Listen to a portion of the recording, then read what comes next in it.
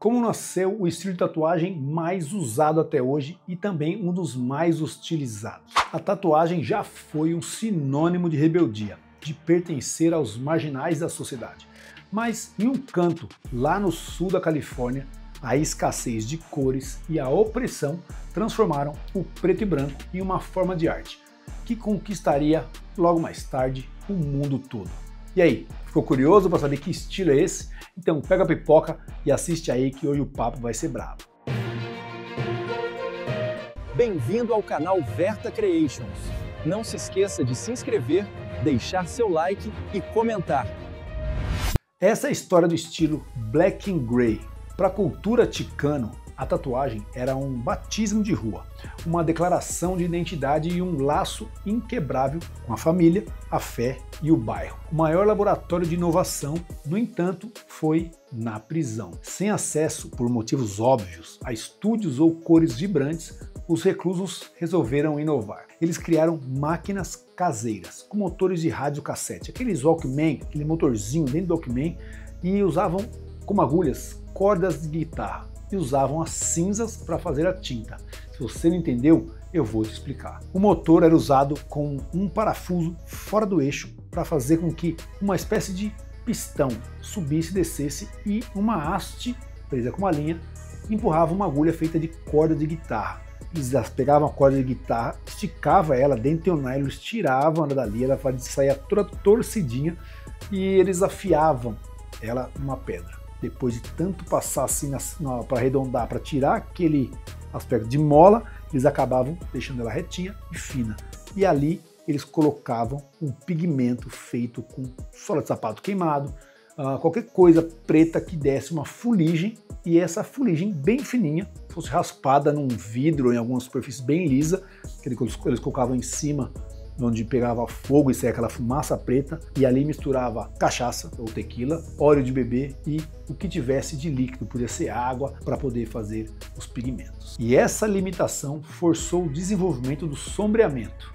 Ao diluir o preto em diferentes tons, na verdade, eles adicionavam profundidade e dimensão. Foi aí que um dos presos notou que quando eles deixavam a tinta, o batoque, para não desperdiçar de um preso para o outro. Vamos lembrar que lá nos anos 70, sei lá, 60, 70, não existia ainda o papo do HIV ou doenças transmitidas por sangue, coisa e tal.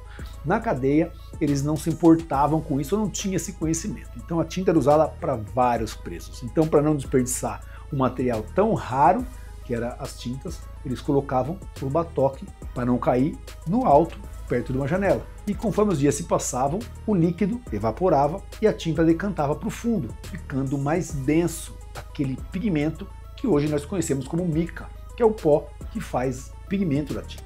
E esse pigmento, conforme maior densidade e menos diluído, ficava mais escuro. Então, quando colocava mais óleo, ou mais tequila, ou mais água, isso ficava mais ralo. E aí eles conseguiram fazer as variações de tons de tinta, preta, cinza e cinza claro até quase branco. Por isso que ao diluir o preto em diferentes tons, eles adicionavam profundidade, dimensão, algo que as tatuagens da época não possuíam. Os americanos estavam acostumados a lidar somente com cores primárias e traços bem grossos e definidos. Foi aí que os mexicanos entraram em ação. No final dos anos 70, artistas como Jack Rudy e Fred Negrete, o El Coyote, trouxeram essa técnica das sombras do submundo dos presídios para um estúdio profissional. O Good Time Charlie's Tattoo Land, em Los Angeles, lá no sul de Los Angeles, tornou-se o centro de uma revolução. Eles conseguiram assim aperfeiçoar a máquina, que já era precária lá dentro da cadeia, a essa chamada máquina de agulha única, de single needle, que reproduzia a finesse da técnica profissional.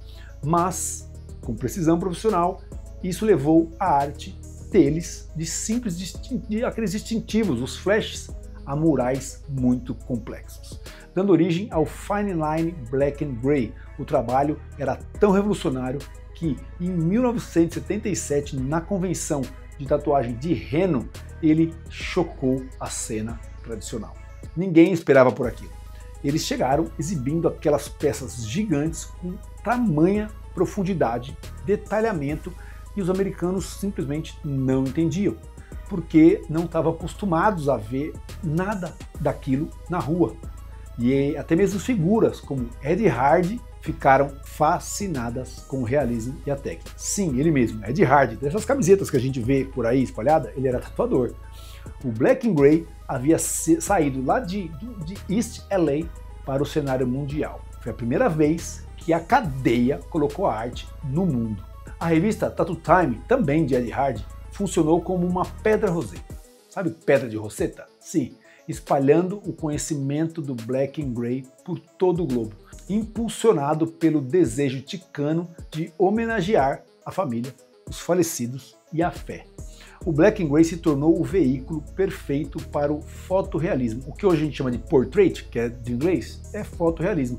Fazer retrato dos nossos entes queridos. Imagens antes restritas a fotografias como a Pietà de Michelangelo ganhavam vida na pele usando apenas o espectro de preto, cinza e mais cinza claro. Colecionadores como Chucro Cavaleiro usaram o corpo como tela para contar a história de sua vida e da herança cultural que ele carregava, mostrando ao mundo o potencial dessa arte. Hoje o estilo evoluiu muito, mas a essência do sombreamento e da linha fina, ou que a gente chama de Bloodline, lá do East Los Angeles, é o que impulsiona o realismo da tatuagem moderna até hoje.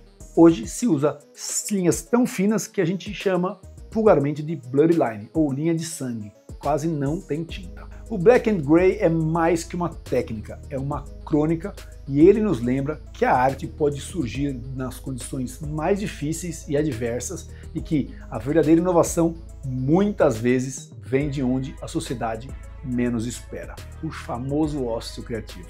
No submundo da prisão, as galerias de arte na pele, a tatuagem Black and Gray se estabeleceu como uma forma de arte atemporal. E se você gostou desse tipo de conteúdo, me segue que aqui eu trago novidades do mundo da tatuagem toda semana para você. E essa, na minha opinião, é um dos estilos mais top do mundo, que é o Black and Gray. É isso aí, vejo você no próximo vídeo e até mais. Esse é o canal Verta Creations, não se esqueça de se inscrever no canal, tocar o sininho nas notificações e meu nome é Charles Vera, só para você não esquecer.